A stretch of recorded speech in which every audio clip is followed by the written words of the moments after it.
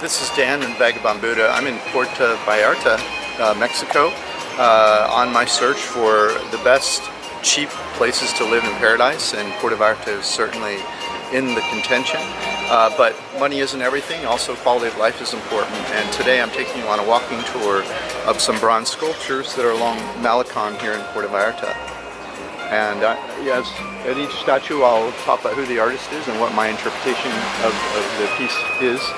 And no offense to the artist or anyone else if I get it wrong, I'm just having fun here.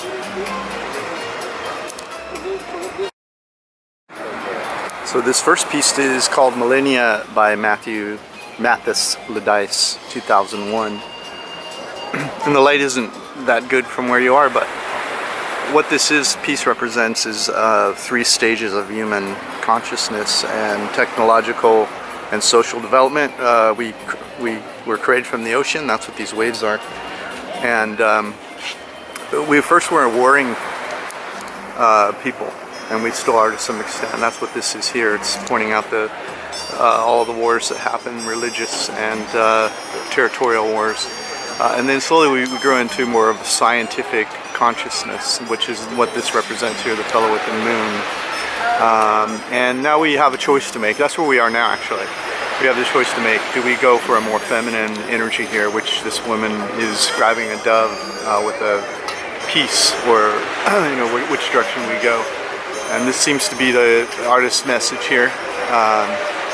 Do we begin to think of ourselves as integrated with the planet and taking care of the other species, or do we continue to use technology and war and whatnot? So anyway, it's a nice piece, and it's the first stop on the walking tour of Puerto Vallarta. And as you can click the link on YouTube and take this walking tour. There's pictures of these statues and comments on each, and the beauty of it is you don't have to think. You just click and walk. It'll tell you where to go. And we're going to walk down Malecon now and talk about each of these statues. So this statue is Origin and Destination by Pedro Tiello. It was completed in 2011. So it's just noticing how man just observes nature. What technological advancement is just man's observation of nature and capturing it for his own means, in this case flight, and how really flight is just the same principles, buoyancy and gaseous or liquid materials and control that a bird uses.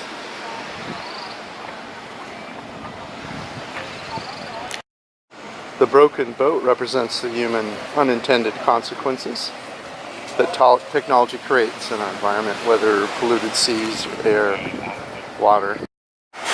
The height of the obelisk represents man's elevation of religion beyond common sense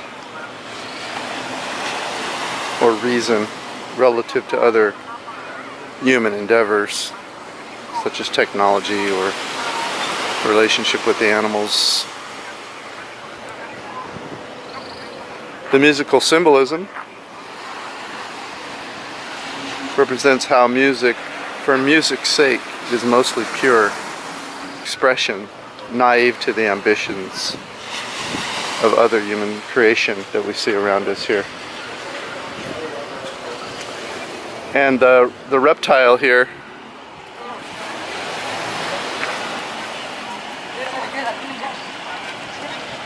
over this graded drainage represents how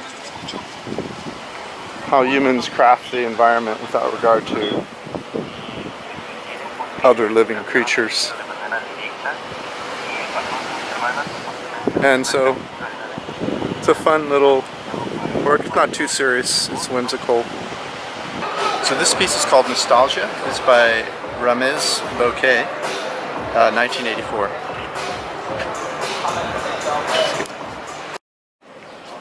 So this nostalgia, this piece symbolizes how a man's love for his life partner can be realized. Oh, isn't that great, the bird on top? much later in life than the woman's love. She loves him and stays by his side, but she looks upon the horizon when he finally realizes has been there all along. He focused on other things their whole life, and she is now tired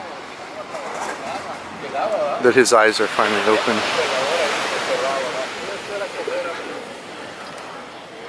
This doesn't represent an individual moment. It's more compilation. There's of course moments of connection in all relationships.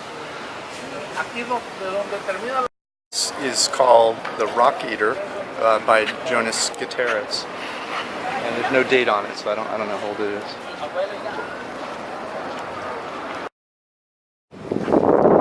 So this piece symbolizes the immaturity of youth, regardless of age. Youth being a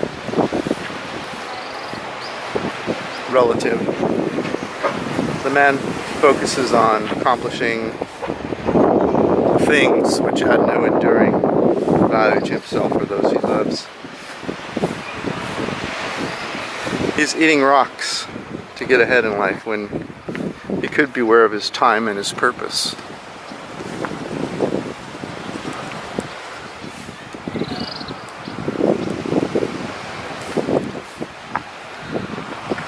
He's making fun. The artist is making fun of what man perceives as his purpose.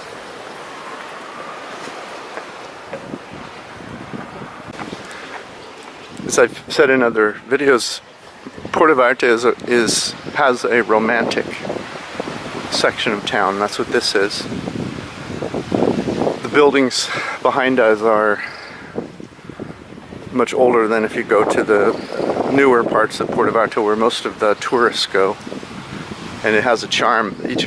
Most of these businesses are not international chains, but they're individually owned and operated.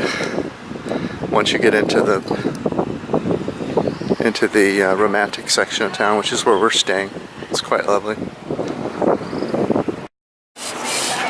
This piece is called The Fortunate Unicorn by Annabel and it's dated 2011.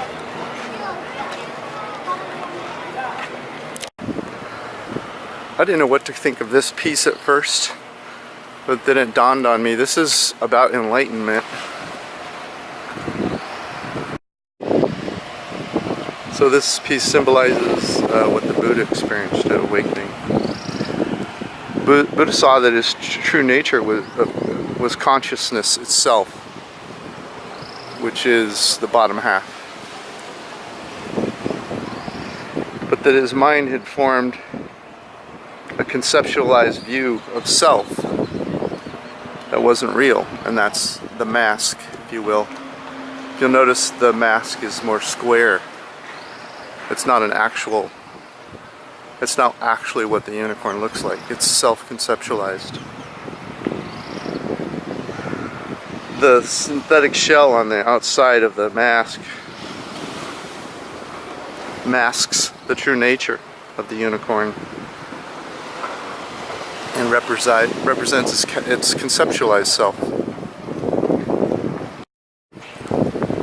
Buddha's awakening was just seeing that the conceptualized view of self was believed into existence.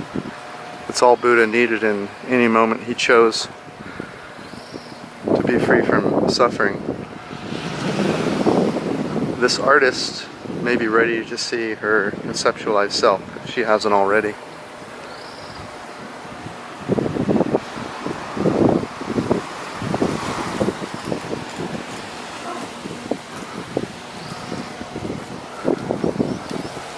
It's by Carlos Espino from 1990.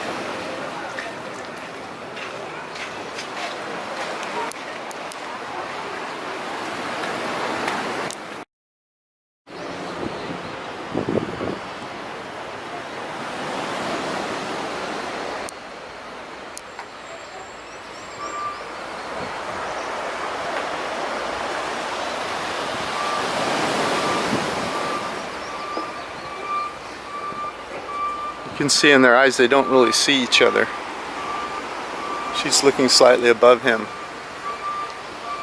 You can tell. And he's looking slightly to the right of her. I'm aware of the classical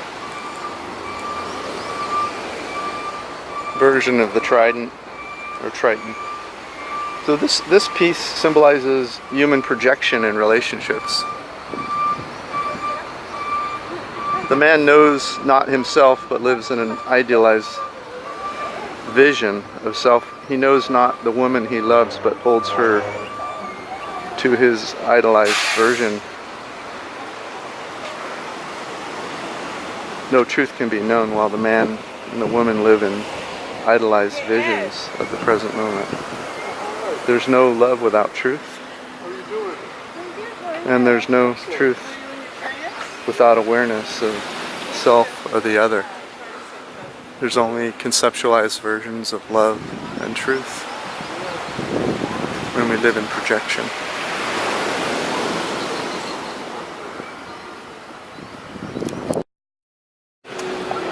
So this next piece is called The Roundabout of the Sea by Alejandro Beluga, 1996 actually. You may remember when we were in Guadalajara, we tried to find the melting musicians. This is the same artist.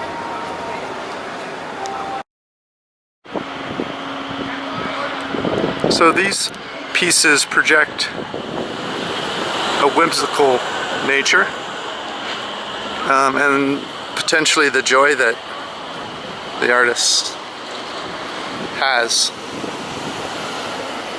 in life itself.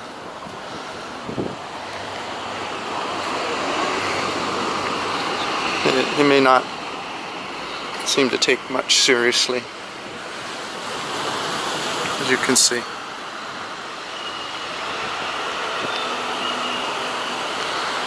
Life is just kind of fun and frivolous, almost meaningless, but maybe superficially joyful.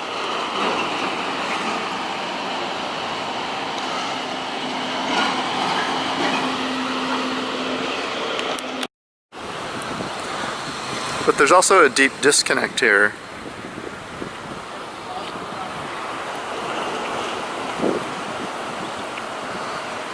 It seems to be man's connection to technology. The artist doesn't necessarily see how technology has brought humanity truly ahead in any specific way. There seems to be meaning missing here.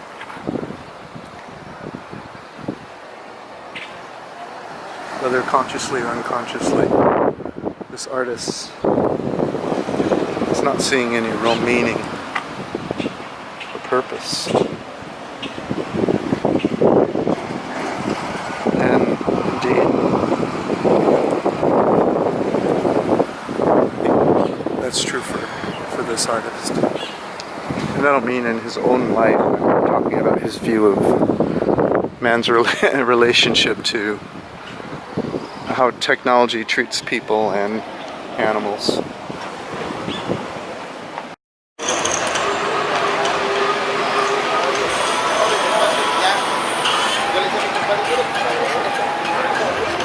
So this next piece is by Sergio Bustamante.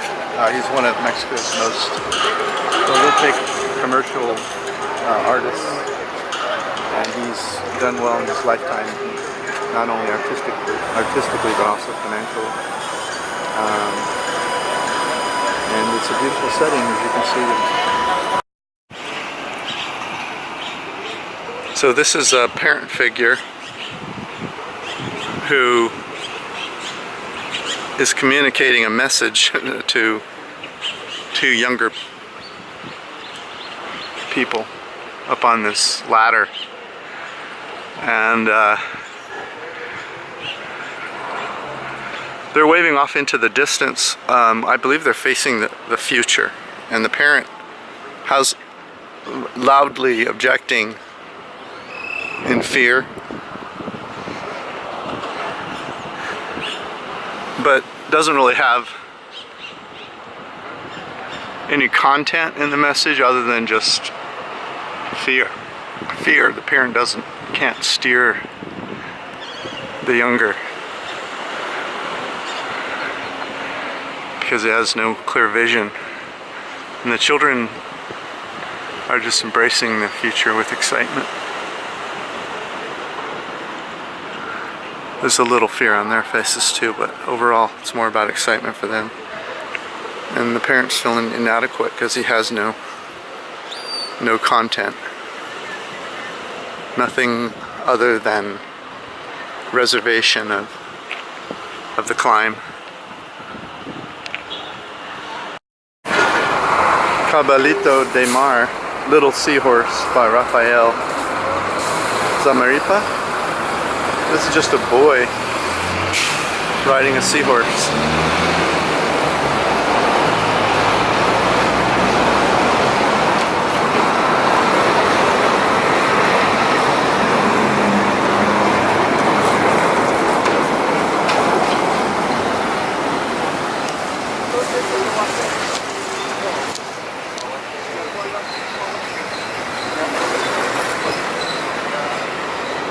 Nice piece. I don't really get much else from it other than it's a seahorse with the boy riding it. And of course this is the place where you're going to want to get a selfie, prove you're in Puerto Vallarta. And then the last sculpture on this tour I'm going to show you are some dolphins, which are down here on the edge of the sea. So these are the dancing dolphins by James Bottoms of Santa Barbara, California, 1987. And not much to say here. These are just beautiful dolphins. Nice little fountain. During the day it's bubbling with water out of the top. And behind it over there you might see the top of a church. And that's Plaza de Armas over there.